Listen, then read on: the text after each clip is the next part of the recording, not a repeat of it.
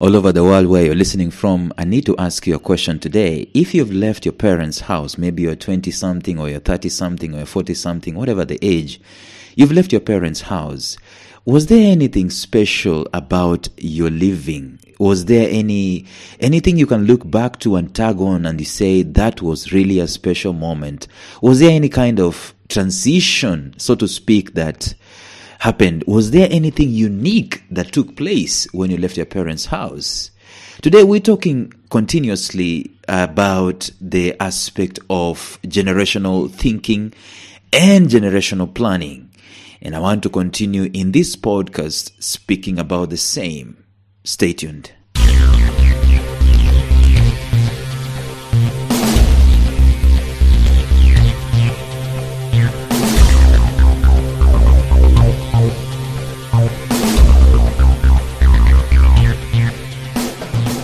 Welcome to the Life Signatures podcast with Lawrence Namale. Lawrence is a life coach, author, and keynote speaker who loves to tackle different topics on purpose, productivity, and resilience. His mission in life is to awaken all your boundless possibilities available in you. Life Signatures podcast is dedicated to bring to reality every single person who knows that deep down in their gut, there's got to be more to life than this. And now, here is your host, Lawrence Namale.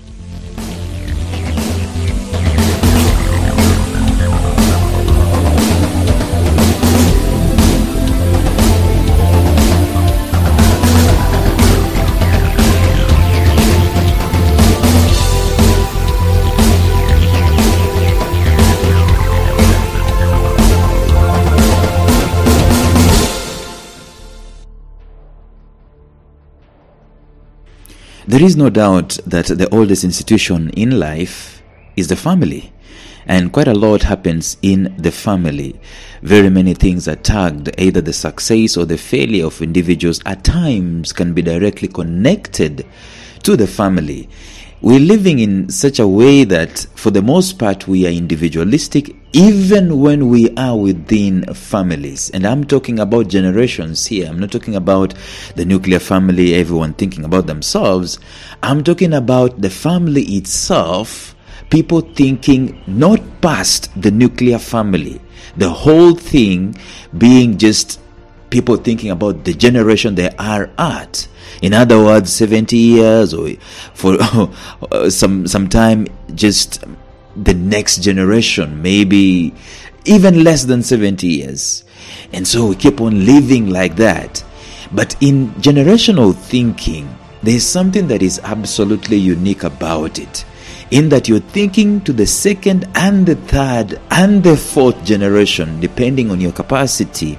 But you see, it is about thinking, because everything else is going to emanate from the kind of thinking. There's a scripture that I really love. It says that God is able to do exceedingly abundantly above all that you can think. In other words, the thinking activates the other thing. The exceeding, the abundant, and so on cannot be activated if the thinking wasn't there. So the thinking is important. My point is that if we are going to be thinking generationally, or if we're going to start thinking generationally, then in one way or another, probably we are going to expand our way or our processes or our resources to be able to accommodate the thinking.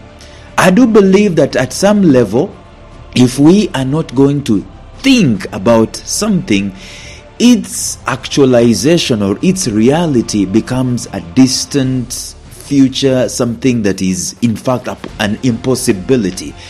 Most of the impossibilities we normally talk about in life are because we haven't really thought.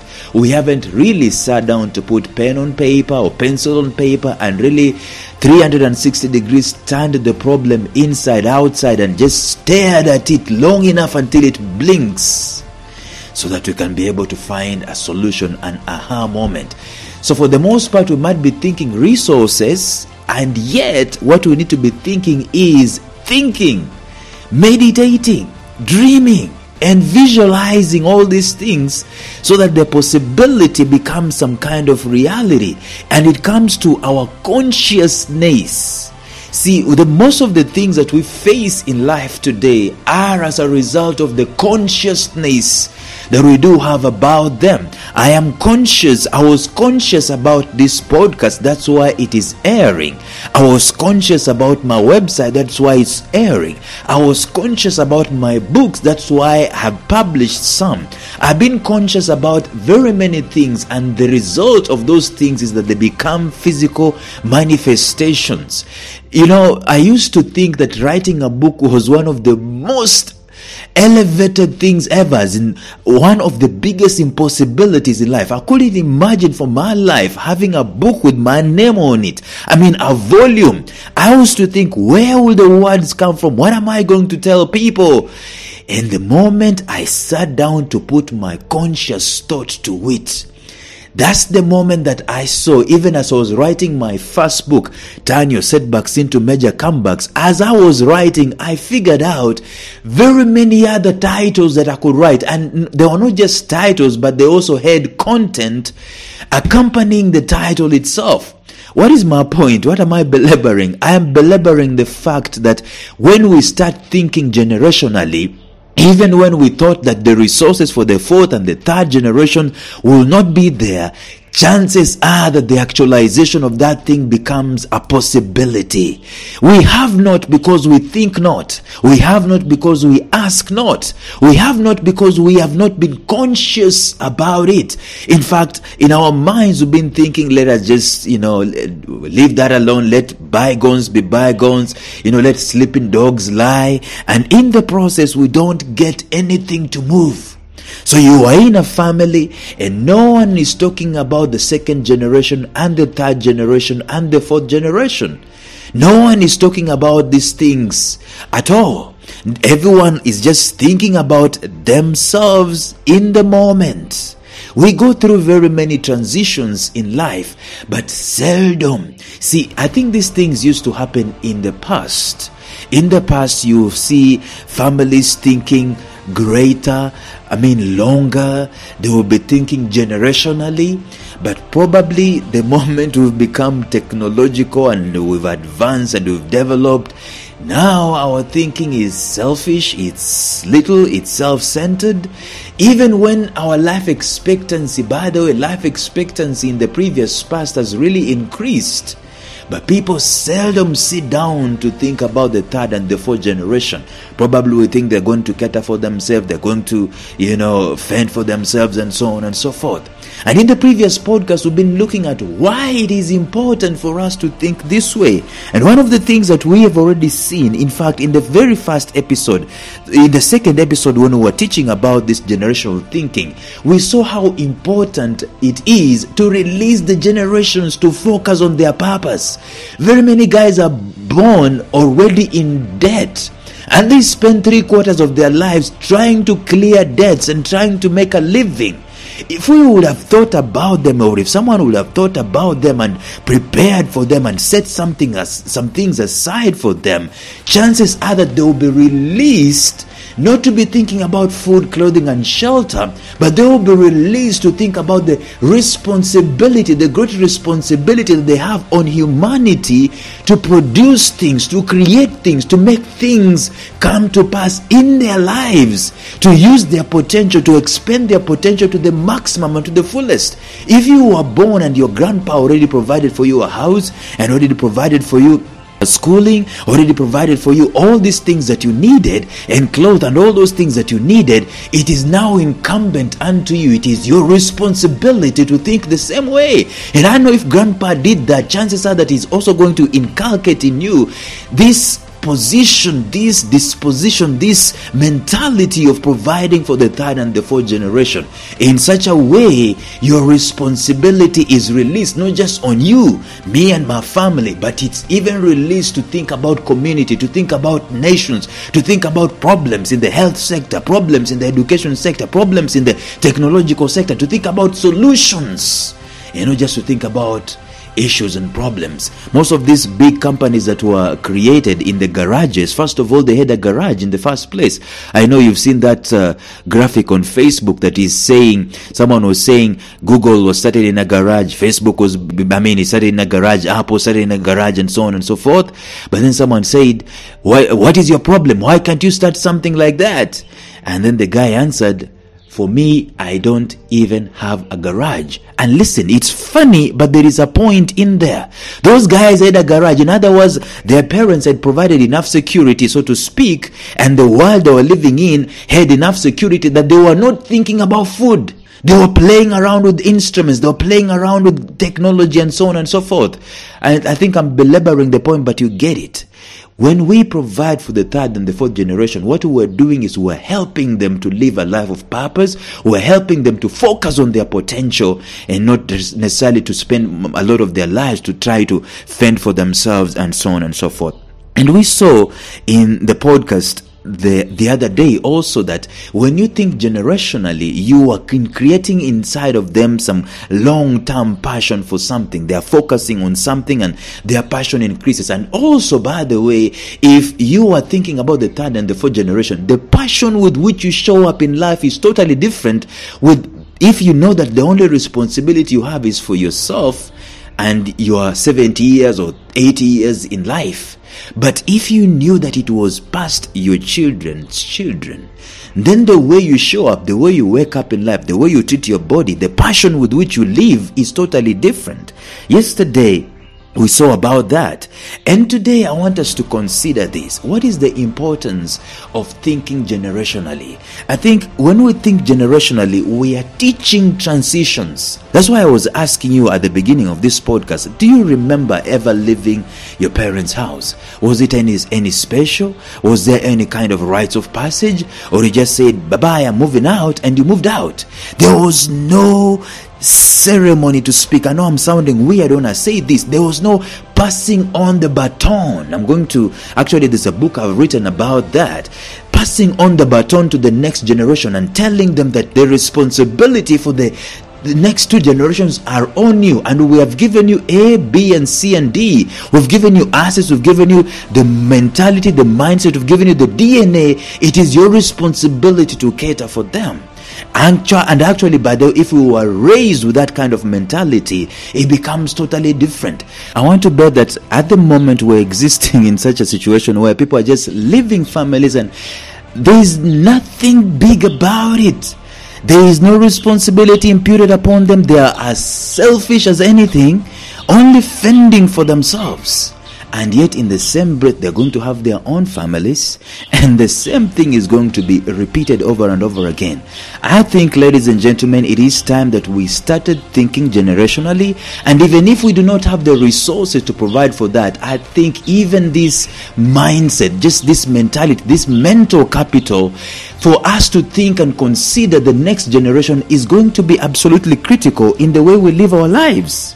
So let us not just live and be selfish, existing for ourselves. And perhaps one of the greatest missteps we have in parenting today is in terms of transitions and successions. And we always think that succession has to do with when you have a big empire, a business empire that you need to pass on and so on and so forth. I think if I started the revolution to pass on this transitional generational thinking to my children, then I think it becomes incumbent upon them when they're doing their chemistry, their biology, their careers, and they're working and so on and so forth. That mentality is at the back of their minds, and it's easy for them later on to create that business empire if I haven't created one. But you see, I'm going to talk about that in the succeeding episodes. How are we going to create this generational thinking? How are we going to actualize it? How are we going to make it practical, and so on and so forth? But I'm saying one of the biggest advantages of thinking generationally is that we teach people transitions. We have heard stories of great men who passed away and left massive business empires only for those empires to collapse under the jurisdiction of the next generation. Where is the problem there? The problem is because there is no teaching generational consciousness. There is no generational planning. You see, thinking is a big thing, and it's laborious and it's tedious. and we need to do it together. If you have a generational vision, you will get focused on training and equipping those who are coming after you to look after this vision. And it might not necessarily be an actualized vision, but we need that consciousness in our minds and in our hearts and in our spirits. There will be a transfer of values. There will be a transfer of spirit. You know, we shouldn't just be transferring DNA. I mean, there is nothing enlightened about transferring your DNA to the next generation, and that's a given. I mean, there's no work there. But when you transfer spirit, when you transfer vision, when you transfer values from one generation to another, it is not an automatic thing. It's not a default thing. This transitional transfer is actually something you do intentionally. You intend and then you do it. That's why you and I need to sit down and start planning for these guys. See, in the Bible days, people used to crave for this kind of a thing. You remember the story of Isaac and Jacob? I mean, the guy craves for the dad to put his hands on his head and actually bless the guy. I know it sounds weird, but let me tell you this. For us who are parents, there is a big, huge responsibility. It's not just to put food on the table and clothes on their back and pay their school fees and, discipline them when they go astray and so on. One of the biggest things that we fail doing in this day and age is a transitional blessing, a generational transitional blessing. And we plan together with them, and we sit together with them, and we tell them, and we impute unto them this responsibility, and we give them a charge the very same way that normally presidents take an oath of office. That is a ceremony. Any country worth its salt will have that ceremony transacted. I mean, a whole day is set aside for that. Why? Because there is a transition from one regime to another, and it is important for it to be ushered in with a ceremony. But we have this longest institution in the world, which is the family, that transitions are happening on a probably worldwide on a daily basis with nothing, no ceremony, no big deal. Things are just occurring, things are just happening, and people are just moving on. And in so doing, there is no responsibility to the next generations. This is where the patriarch of the family, you are a patriarch if you're listening to me, or you're a matriarch, we need to come to the place where we impute responsibility, we impute values, we impute spirit, we impute vision for the next generations to our children.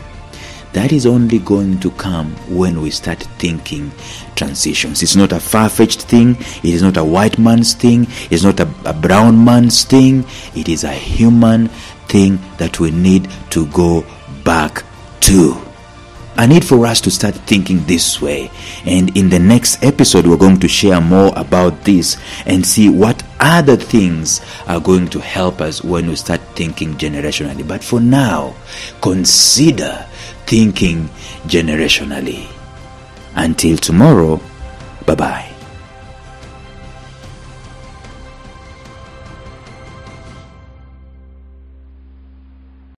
A special shout out to my mentor Jeffrey Howard of Visionary Business University, found at mastermindmentor.com, who has graciously provided me with the soundtrack and the introductory track to this podcast. Thank you, Jeff. Thank you for listening to Life Signatures Radio. If you enjoyed today's show, subscribe to Life Signatures Radio on iTunes, Stitcher, or visit our website at lifesignatures.libsyn.com. Life Signatures Radio, fresh, clean, and inspiring.